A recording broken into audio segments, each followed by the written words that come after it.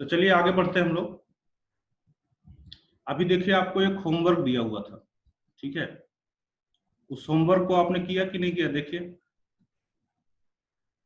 उसको अब हम लोग ड्रॉ करके दिखाते हैं। क्या क्वेश्चन था? क्वेश्चन था आपको डोमेन बताना था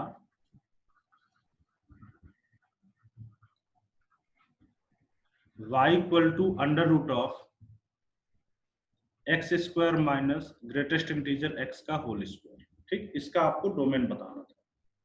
तो बहुत इजी है काम। देखिए किस तरीके से स्टार्ट किया जाए। यहाँ पे इसका डोमेन बताना है, तो यहाँ पे एक ही रिस्ट्रिक्शन है, कौन सा? Square root restriction. और स्क्वायर रूट रिस्ट्रिक्शन में आपको क्या बताया गया है कि स्क्वायर रूट के अंदर की quantity greater or equal to 0 होनी चाहिए।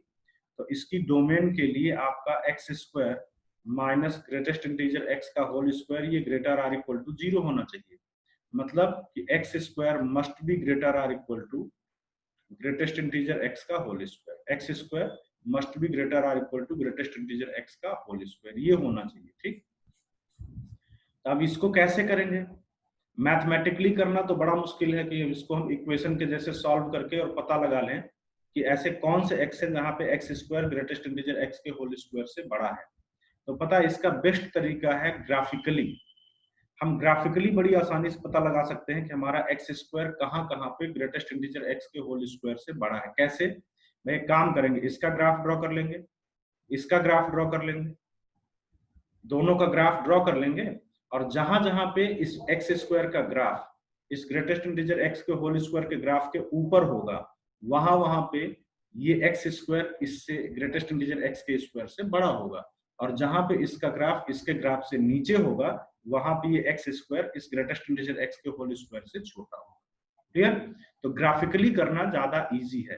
तो ध्यान रखिएगा, क्वेश्चन में हमेशा मैथमेटिकल एंगल नहीं बल्कि ग्राफिकल एंगल भी एकदम अपने दिमाग में रखिए कि इसको ग्राफिकली इजीली किया जा सकता है क्या। अगर आपने देखा कि हाँ भाई ग्राफिकली इजीली किया जा सकता है तो करिए, ठीक है, कुछ और रास्ता अपनाने की बजाय। तो चलिए करते हैं, दोनों का ग्राफ ड्रॉ करते हैं, इजी है।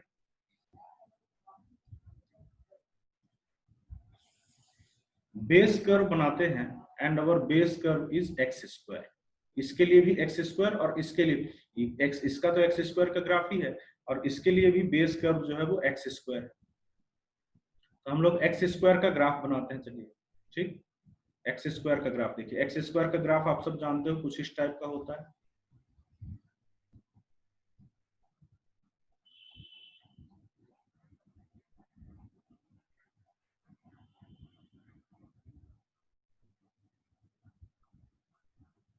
ठीक, ये आपका एक्स स्क्वायर का ग्राफ हो गया। नेक्स्ट आगे बढ़ते हैं। इसके बाद बनाते हैं ग्रेटेस्ट इंटीजर एक्स स्क्वायर का ग्राफ, ग्रेटेस्ट इंटीजर एक्स का होल स्क्वायर का ग्राफ। तो आप देख रहे हो कि ये ग्रेटेस्ट इंटीजर एक्स का फंक्शन है, मतलब जहां जहां पे एक्स था वहां वहां पे ग्रेटेस्ट इंटीजर एक्स आ चुका है, एक्स की जगह पे ग्रेटेस्ट इंटीजर एक्स आ चुका है। इसका मतलब ये है पहला ग्रेटेस्ट इंटीजर ट्रांसफॉर्म। इसका ग्राफ अगर ड्रॉ करना चाहते हो तो आप स्टेप्स को फॉलो कर सकते हो। क्या? कि हर एक इंटीग्रल एक्स पे आपको वर्टिकल लाइंस ड्रॉ करनी है। इंटीग्रल एक्स पे तो एक्स इक्वल टू 0 पे तो ऑलरेडी है, एक भी पॉइंट छूटना नहीं चाहिए, ध्यान रखिएगा। एक्स इक्वल टू 1 पे, एक्स इक्वल टू 2 पे, एक्स इक्वल टू 3 पे,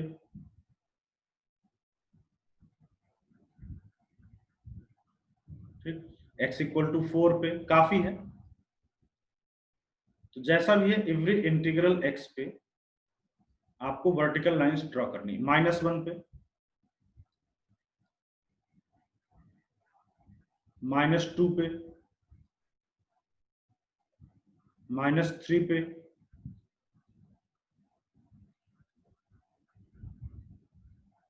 ये सब किया, ठीक है। बस अब इतने में ग्राफ बनाते हैं, ठीक। सो बताइए जरा क्या क्या ट्रांसफॉर्मेशन था। एवरी इंटीग्रल एक्स पे आपको वर्टिकल लाइंस ड्रॉ करनी थी। उसके बाद from point of intersection with the curve आपको हॉरिजॉन्टल लाइन ड्रॉ करनी थी 1 यूनिट लेंथ की towards right. Point of intersection से 1 यूनिट की हॉरिजॉन्टल लाइन ड्रॉ करनी थी, देखो इस तरीके से। अच्छा, नेगेटिव साइड में भी करिए। पॉइंट ऑफ इंटरसेक्शन से हॉरिजॉन्टल लाइन 1 यूनिट लेंथ की टुवर्ड्स राइट, ये देखिए टुवर्ड्स राइट, यहाँ पे 1 यूनिट लेंथ की हॉरिजॉन्टल लाइन टू। तो इस तरीके से ये जो रेड कलर्ड ग्राफ है ये आपका रिप्रेजेंट कर रहा है किसका ग्राफ, ग्रेटेस्ट इंटीजर x के होल स्क्वायर का ग्राफ। और ये जो दूसरा मैरून टाइप का दिख रहा है ये किसका ग्राफ रिप्रेजेंट कर रहा है, ये कौन सा ग्राफ है भाई, ये एक्स स्क्वायर का ग्राफ है। ये किसका ग्राफ है, एक्स स्क्वायर का ग्राफ। ठीक है, ये वाला। अब आपको पता करना है कि कहां कहां पे x square greatest integer x के होल स्क्वायर से बड़ा है। तो देखिए इजी है, जहां पे ये वाला ग्राफ रेड वाले ग्राफ के ऊपर है वहां पे एक्स स्क्वायर इससे बड़ा है। कहां कहां पे ये ग्राफ रेड वाले ग्राफ से ऊपर, देखो यहाँ पे रेड वाले ग्राफ से ऊपर है, इस साइड में पूरा रेड वाले ग्राफ से ऊपर। देखो इस पॉजिटिव साइड में तो पूरा ही है, पॉजिटिव साइड में ये ग्राफ एक्स स्क्वायर का इस रेड वाले ग्राफ से हमेशा ऊपर है, तो पूरा पॉजिटिव वाला तो आंसर हो ही जाएगा। निगेटिव में आइए, निगेटिव में रेड वाला ऊपर है, देखो निगेटिव में रेड वाला ऊपर है, ये ऊपर है, तो निगेटिव साइड में ग्रेटेस्ट इंटीजर एक्स का होल स्क्वायर जो है वो इससे बड़ा है। लेकिन देखो तो इक्वालिटी भी लेनी है, इक्वलिटी लेनी है। तो वैसे तो ये ग्रेटेस्ट इंटीजर एक्स का होल स्क्वायर एक्स स्क्वायर से हमेशा बड़ा है, लेकिन इन इंटीजर्स पे अगर आप बात करोगे, निगेटिव इंटीजर्स पे, तो ये इक्वल है। और इक्वल वाला केस आपको लेना है, इक्वालिटी लेना है। इसका मतलब पता है, इसका मतलब ये निगेटिव इंटीजर्स भी आपको लेना है। तो सारी चीजें जब हम मिक्स करेंगे तो हमारे पास डोमेन आएगा। देखो इधर 0 से इन्फिनिटी तो लेना ही लेना है पूरा का पूरा, इसमें कोई डाउट नहीं है, क्योंकि इधर साइड में एक्स स्क्वायर का ग्राफ इससे हमेशा बड़ा है। निगेटिव साइड में उल्टा है, ये बड़ा है इससे, लेकिन इन निगेटिव इंटीजर्स पे ये दोनों इक्वल हैं, इक्वल लेना है, इसलिए यूनियन में हमें लेना है आई निगेटिव या negative integers. So domain of the function becomes 0 to infinity union I negative. ठीक है, सो यहाँ के साथ हम लोग अपना पहला ग्रेटेस्ट इंटीजर ट्रांसफॉर्म कंप्लीट करते हैं। इसके बाद हम लोग आते हैं greatest integer transform number 2।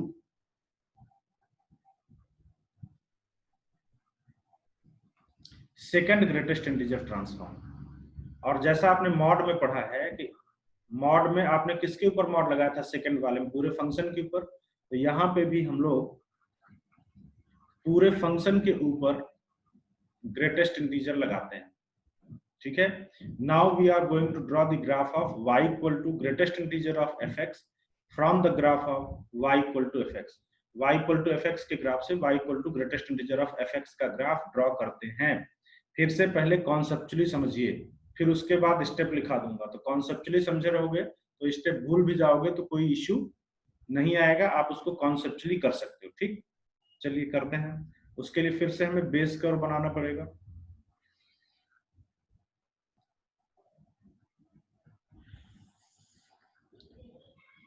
Base curve again एक ऐसा बेस कर्व बनाते हैं जिससे आपको समझना आसान रहे। तो बिल्कुल चलो ऐसा ही बेस कर्व बनाते हैं जैसा पहले वाले में बनाए थे।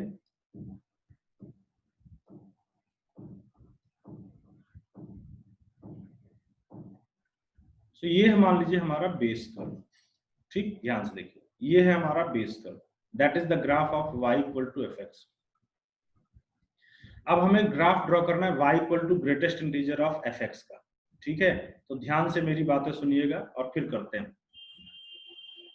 जहां जहां पे fx 0 से 1 के बीच में होगा, सुन रहे हो ना, जहां जहां पे fx, ये fx 0 से 1 के बीच में होगा, वहां पे इसका ग्रेटेस्ट इंटीजर 0 आएगा और y की वैल्यू 0 आएगी।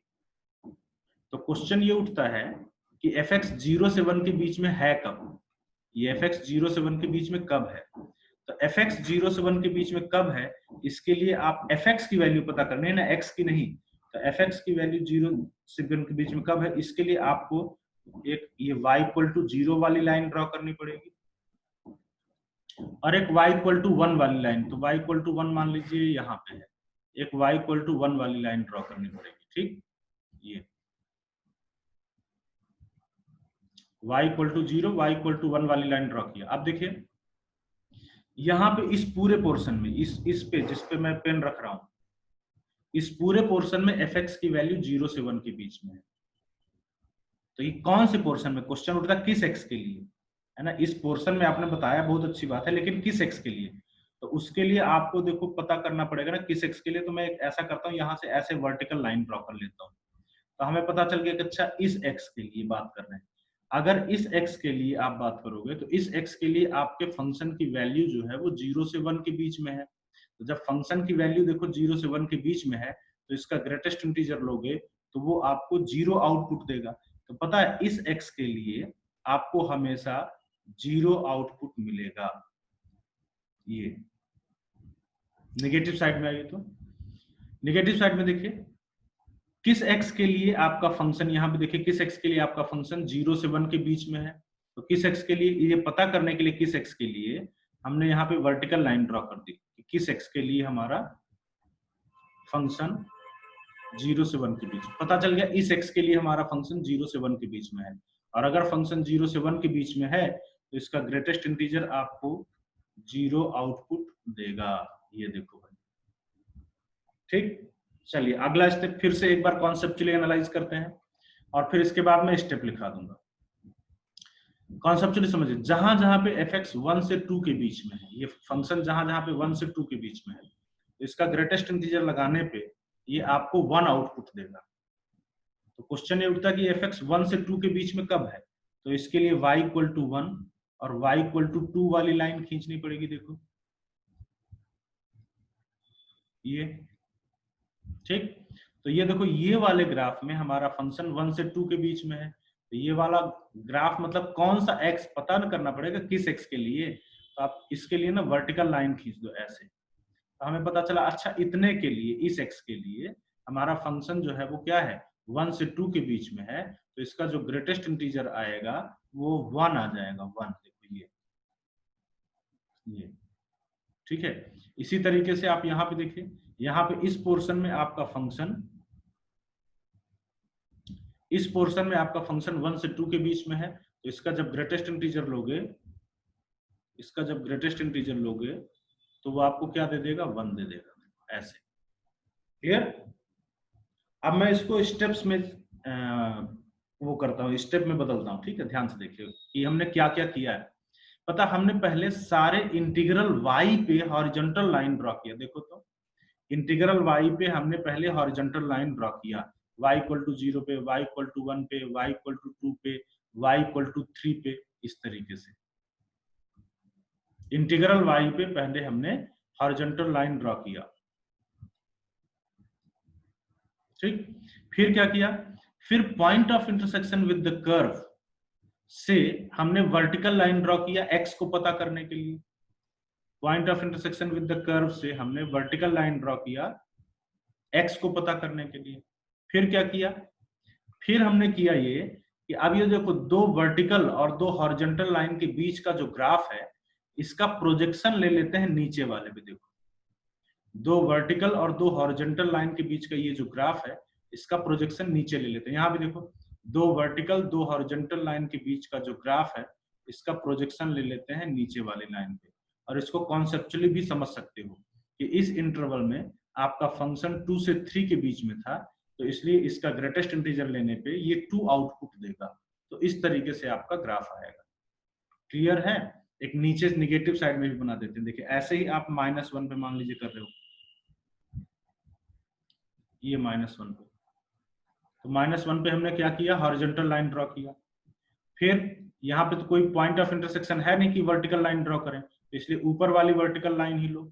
अब फिर मैंने आपको बताया कि देखो दो वर्टिकल और दो हॉरिजॉन्टल लाइन के बीच के ग्राफ, दो वर्टिकल दो हॉरिजॉन्टल लाइन के बीच के ग्राफ का प्रोजेक्शन ले लीजिए नीचे वाली लाइन पे। इसका प्रोजेक्शन आप नीचे वाली लाइन पे ले लीजिए, और जहां जहां पे कर्व नहीं है ना वहां वहां पे ओपन लगाना है। तो ये जो ग्राफ मैंने बनाया that represent the graph of y equal to greatest integer of fx। तो अब मैं यहाँ पे साइड में इसके स्टेप लिखता हूँ, ठीक है। स्टेप नंबर 1 क्या किया आपने, ड्रॉ हॉरिजॉन्टल लाइंस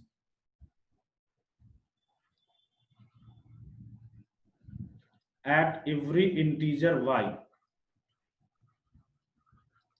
हर एक इंटीग्रल y पे आपने हॉरिजॉन्टल लाइंस ड्रॉ किया। फिर क्या किया भाई, फिर from point of intersection with the curve point of intersection with the curve से आपने वर्टिकल लाइन ड्रॉ किया, point of intersection with the curve, draw vertical lines. फिर क्या किया, फिर देखो दो वर्टिकल दो हॉरिजॉन्टल लाइन के बीच के ग्राफ का प्रोजेक्शन नीचे ले लिया, तो take projection of the graph between any two vertical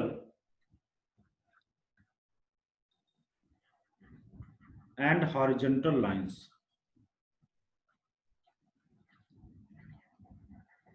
ठीक, तो ये आपके स्टेप्स हो गए। अब देखो स्टेप में कंफ्यूजन ना हो, क्योंकि बहुत सारे लोग सोचेंगे कि अच्छा एक्स पे वर्टिकल ड्रॉ करें कि वाई पे हॉरिजॉन्टल ड्रॉ करें, क्या करें। इसके लिए मैंने आपको टेक्निक सिखाई ना, यहाँ पे किसके ऊपर ग्रेटेस्ट इंटीजर लग रहा है, पूरे फंक्शन के ऊपर ग्रेटेस्ट इंटीजर लग रहा है। इसका मतलब ये हुआ कि y इंटीजर होगा, याद रखने की ट्रिक है। इसका मतलब y इंटीजर होगा, तो जब y इंटीजर होगा तो आपको पता है आपको इंटीग्रल y पे हॉरिजॉन्टल लाइंस ड्रॉ करनी है। पिछले वाले ट्रांसफॉर्मेशन में f of greatest integer x वाले में मैंने बोला था कि f का इनपुट इंटीजर है, इसलिए इनपुट मतलब x पे इंटीग्रल x पे आपको वर्टिकल लाइंस ड्रॉ करनी थी। इसमें आपको क्या करना है, पहले इंटीग्रल y पे हॉरिजॉन्टल लाइंस ड्रॉ करनी है। तो इससे ना आप स्टेप्स को याद रख सकते हो, स्टेप भी याद रख सकते हो कॉन्सेप्ट के साथ साथ।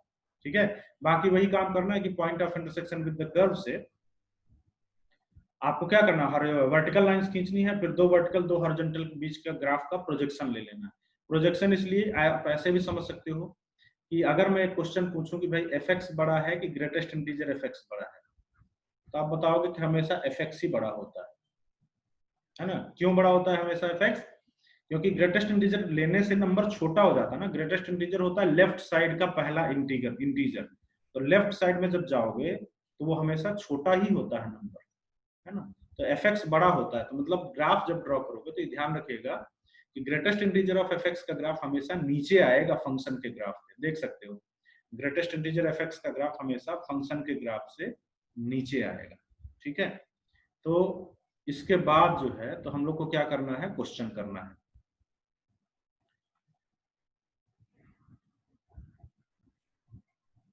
तो चलिए ठीक है, अगर आपको नहीं समझ में आएगा या कम समझ में आ रहा है तो आप इस वीडियो को दोबारा फिर से देख लीजिएगा विद द कॉन्सेप्ट जो मैंने बताया है, विद द स्टेप्स जो मैंने बताया, उसको आप बार बार देख सकते हो। ठीक, तो अगर एक बार में नहीं समझ में आया तो दो बार में जरूर समझ में आ जाएगा। मैंने सारी चीजों को बहुत अच्छे से एक्सप्लेन कर दिया है। ठीक है, डेफिनेटली आप इसको समझ सकोगे। चलिए इस पे कुछ प्रैक्टिस कर लेते हैं। ठीक है, तो भाई सबसे पहला ग्राफ आपको जो इसमें ड्रॉ करना है वो है y is equal to greatest integer of x square का ग्राफ। ठीक है, किसका ग्राफ ड्रॉ करना है, y equal to greatest integer of x square. पूरे फंक्शन के ऊपर ग्रेटेस्ट इंटीजर लगा हुआ है, तो आपको इसका ग्राफ ड्रॉ करना है। चलिए जल्दी से स्टार्ट करते हैं।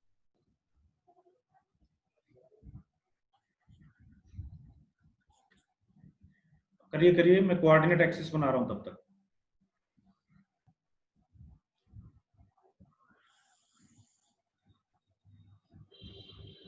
करते चलिए, बेस कर्व बना रहे हैं। ठीक है, बेस कर्व तो आपको पता है सबको, x square is the base curve, और फिर ना पूरे फंक्शन के ऊपर ग्रेटेस्ट इंटीजर लग गया है।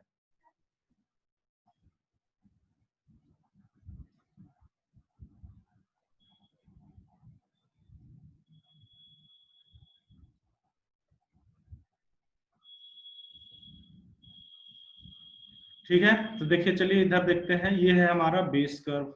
क्या है base curve, y equal to x square.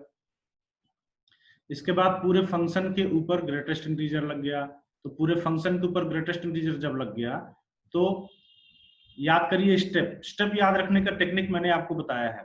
यहाँ पे y इंटीजर है, इसलिए draw horizontal lines at every integer y, एक भी छोड़ना नहीं। y equal to 0, y equal to 1, y equal to 2,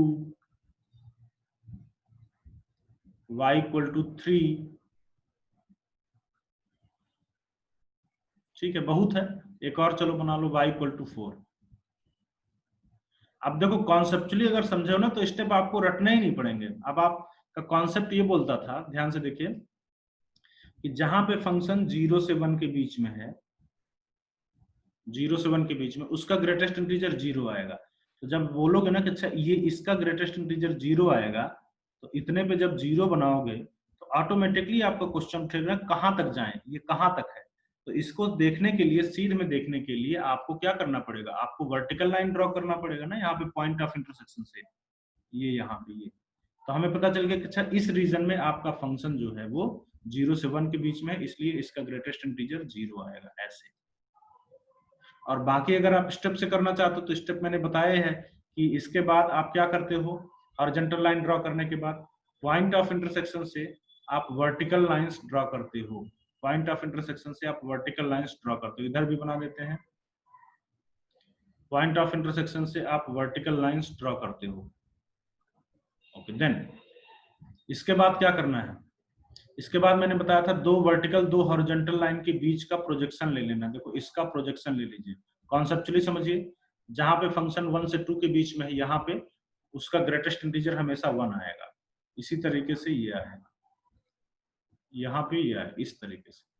negative side में जाते हैं, देखो यहाँ पे ये वाला, तो इस वाले ग्राफ का दो वर्टिकल दो हॉरिजॉन्टल, इस वाले ग्राफ का प्रोजेक्शन लीजिए नीचे, ये आएगा। ओपन हमेशा वहां पे लगेगा जहां पे कर्व नहीं है, ध्यान रखिएगा। इस वाले ग्राफ का प्रोजेक्शन आएगा नीचे, ये वाला। और कॉन्सेप्चुअली भी समझ सकते हो कि जहां पे आपका फंक्शन 0 से 1 के बीच है वहां पे उसका ग्रेटेस्ट इंटीजर 0 देगा, जहां पे 1 से 2 के बीच में है वहां पे ग्रेटेस्ट इंटीजर 1 देगा। तो इस तरीके से आप ये ग्राफ ड्रॉ कर सकते हो। सो दिस ग्राफ, जो मैंने रेड कलर का ग्राफ ड्रॉ किया है, that represents the graph of greatest integer of x square. ठीक है, चलिए नेक्स्ट ग्राफ पे आते हैं।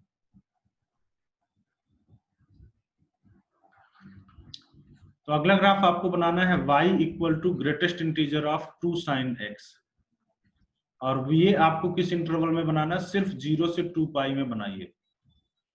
तो y equal to greatest integer of 2 sin x का ग्राफ बनाना है in the interval 0 to 2 pi. Follow the rules, draw the graph 1 by 1, step by step. ठीक है, जल्दी से करिए।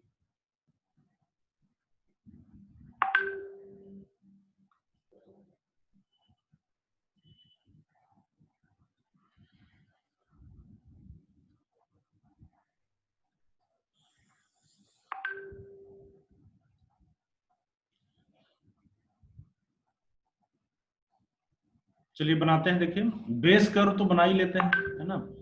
बेस कर्व जो है आपको दिख रहा है 2 sin x, फिर ना पूरे फंक्शन के ऊपर ग्रेटेस्ट इंटीजर लगा दिया गया। तो बेस कर्व 2 sin x का ग्राफ बनाने के लिए आपको पता है इसका रेंज बना लो। इसका रेंज होता है -2 to 2, -2 to 2। तो ये देखिए ये 1, ये 2, ये -1, ये -2। ठीक है, तो इसका रेंज बना देते हैं। ग्राफ हमारा इसके बीच में रहेगा, इसके बाहर बिल्कुल नहीं जाना है। ये रेंज बन गया। अच्छा, दूसरी बात, हमें ये पूरा ग्राफ नहीं ड्रॉ करना है, सिर्फ 0 से 2 पाई में ही बनाना है। ठीक है, तो 0 से 2 पाई का इंटरवल बस बना देते हैं। So it is pi by 2, it is pi, it is 3 pi by 2 and it is 2 पाई। बस काफी है ना। अब हम लोग चलिए 2 sin x का ग्राफ बना देते हैं। तो 2 sin x का ग्राफ पाई बाई 2 पे ये इस बार 2 बनेगा, पाई बाई 2 पे इस बार ये क्या बनेगा, 2 बनेगा। तो बेस कर्व का ग्राफ देखिए किस टाइप का आएगा, ध्यान से देखना। बेस कर्व 2 sin x का ग्राफ पाई पे वापस 0 बनेगा, 3 पाई बाई 2 पे ये -1 होता है तो ये -2 बनेगा, और 2 पाई पे वापस 0 बनेगा। तो देखिए ये जो ग्राफ मैंने बनाया, this is the graph of 2 sin x, ये हमारा बेस कर्व। इसके बाद पूरे फंक्शन के ऊपर ग्रेटेस्ट इंटीजर लगा। तो फिर से कॉन्सेप्चुअली समझिए, स्टेप रटने की जरूरत नहीं है, मैंने ट्रिक बताई है। यहाँ पे पूरे फंक्शन के ऊपर ग्रेटेस्ट इंटीजर लगा है, इसका मतलब y इंटीजर होगा। तो आपका स्टेप ये है कि आप इंटीग्रल y पे पहले हॉरिजॉन्टल लाइंस ड्रॉ कर लो, एक भी छूटने ना पाए। तो y इक्वल टू 0 है, y इक्वल टू 1 है, y इक्वल टू 2 है, y इक्वल टू -1 है। इंटीग्रल y पे आप पहले हॉरिजॉन्टल लाइंस ड्रॉ कर लीजिए। उसके बाद अगर आप स्टेप से चलते हो तो स्टेप बोला जा रहा है कि पॉइंट ऑफ इंटरसेक्शन से, from point of intersection with the curve आप क्या करो, वर्टिकल लाइंस ड्रॉ कर लो। Point of intersection with the curve से आप वर्टिकल लाइंस बना लो, point of intersection with the curve से आप क्या बना लो, वर्टिकल लाइंस बना लो। देखिए point of intersection with the curve से एक भी पॉइंट छूटना ना पाए, ध्यान रखना, क्योंकि एक भी छूट गया तो गलत हो जाएगा। Point of intersection with the curve से वर्टिकल लाइन बना लो। अब कॉन्सेप्चुअली भी समझे रहना, ठीक है, कहीं पे अगर कंफ्यूजन हो तो आप कॉन्सेप्चुअली उसको रिजॉल्व कर सको, ठीक। अब चलिए ग्राफ बनाते हैं। इसके बाद मैंने बोला दो वर्टिकल दो हॉरिजॉन्टल के बीच के ग्राफ, ये वाला ग्राफ का प्रोजेक्शन ले लीजिए नीचे, ये ठीक है। कॉन्सेप्चुअली क्या, जहां पे फंक्शन 0 से 1 के बीच उसका ग्रेटेस्ट इंटीजर 0 आएगा, जहां पे फंक्शन 1 से 2 के बीच उसका ग्रेटेस्ट इंटीजर 1 आएगा, जहां पे फंक्शन 1 से 2 के बीच उसका ग्रेटेस्ट इंटीजर क्या आएगा, 1। जहां पे फंक्शन 2 है उसका ग्रेटेस्ट इंटीजर 2 ही आएगा, 2 का ग्रेटेस्ट इंटीजर 2 आता है। फिर इस पे आइए वाला, यहाँ पे फंक्शन फिर 1 से 2 के बीच में है तो फिर इसका ग्रेटेस्ट इंटीजर 1 आएगा। या दो वर्टिकल दो हॉरिजॉन्टल के बीच के ग्राफ का प्रोजेक्शन नीचे लिया, दो वर्टिकल दो हॉरिजॉन्टल के बीच के ग्राफ का प्रोजेक्शन नीचे लिया। आप चाहे स्टेप से ड्रॉ करो चाहे कॉन्सेप्ट से, दोनों आपको आना चाहिए, दोनों को यूज करके बनाना है, ठीक। दो वर्टिकल दो हॉरिजॉन्टल के बीच के ग्राफ ये वाला का प्रोजेक्शन नीचे लिया। या कॉन्सेप्चुअली चलिए करते हैं कि जहां पे फंक्शन की वैल्यू -1 से -2 के बीच में है उसका ग्रेटेस्ट इंटीजर -2 आएगा, जहां पे फंक्शन की वैल्यू -1 से -2 के बीच में है उसका ग्रेटेस्ट इंटीजर -2 आएगा, जहां पे फंक्शन की वैल्यू 0 से -1 के बीच में है यहाँ पे उसका ग्रेटेस्ट इंटीजर -1 आएगा। एंड लास्टली 2 पाई पे तो फंक्शन ये 0 बन जाएगा, 2 पाई पे ये 0 बन जाएगा। तो इस तरीके से देखो ये रेड कलर्ड जो ग्राफ है that represents the graph of y equal to greatest integer of 2 sin x, ठीक है। ये किसका ग्राफ है, ये greatest integer of 2 sin x का ग्राफ है, ठीक है। आई होप कि कोई डाउट आपको नहीं होना चाहिए। इसको भी देख करके आप बता सकते हो कि ये कितने पॉइंट पे डिसकंटिन्यूअस होगा, काउंट कर सकते हो, जैसे 1 2 3 4 5 6 और यहां भी है 7, तो ये कितने पॉइंट पे डिसकंटिन्यूअस है, डिसकंटिन्यूअस एट 7 पॉइंट्स, ठीक है। तो इस तरीके से हम लोगों ने ये second greatest integer transform discuss किया, ठीक है। काफी है इतना। एक लास्ट ग्रेटेस्ट इंटीजर ट्रांसफॉर्म आता है, third and last greatest integer transform, ठीक है। चलिए देखते हैं जल्दी से।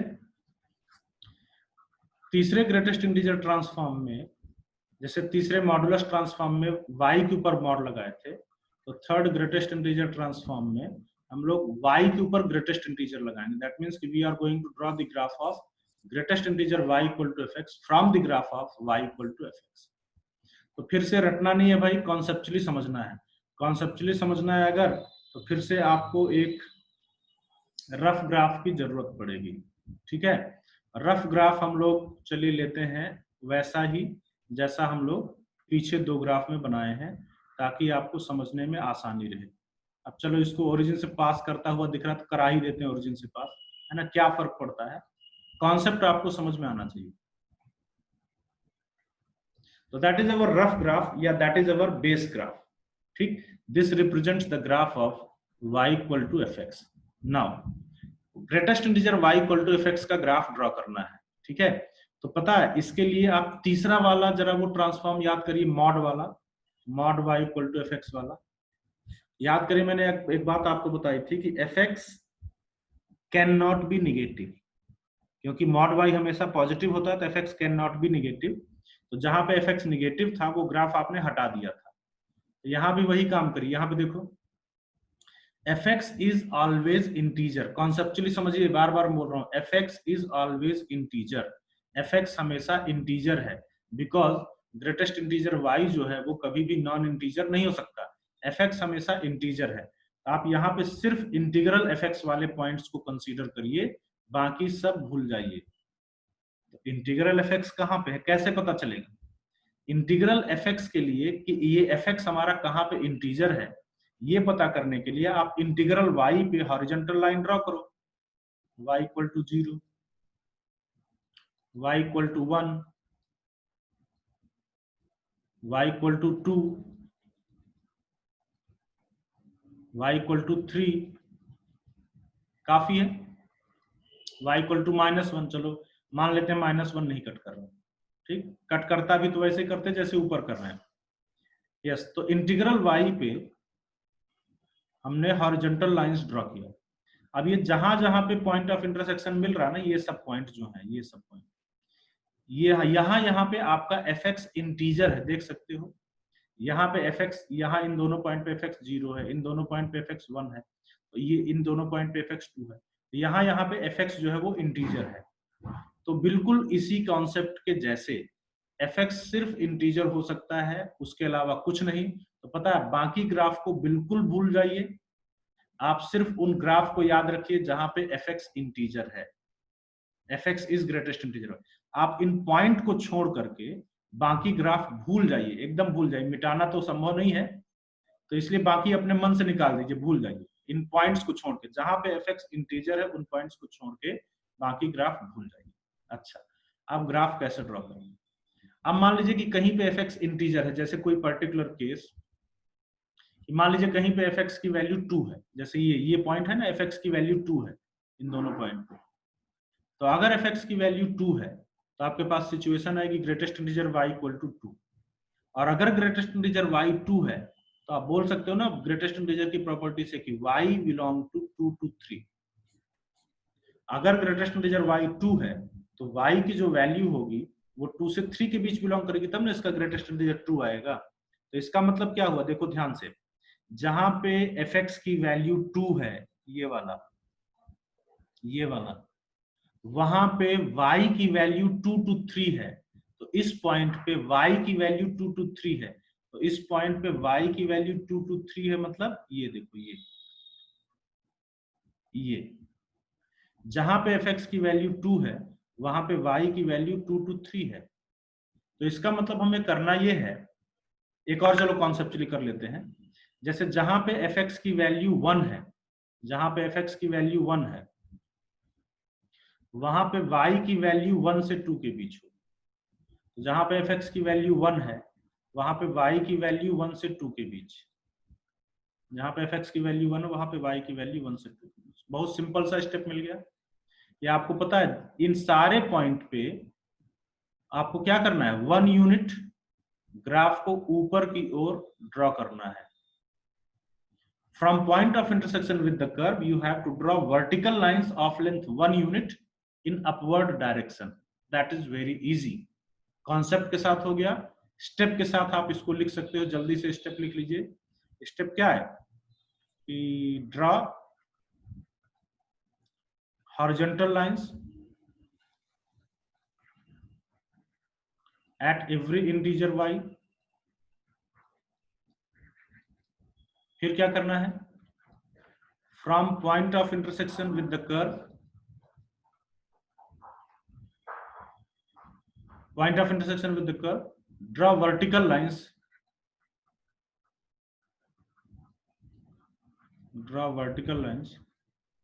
of length 1 unit in upward direction।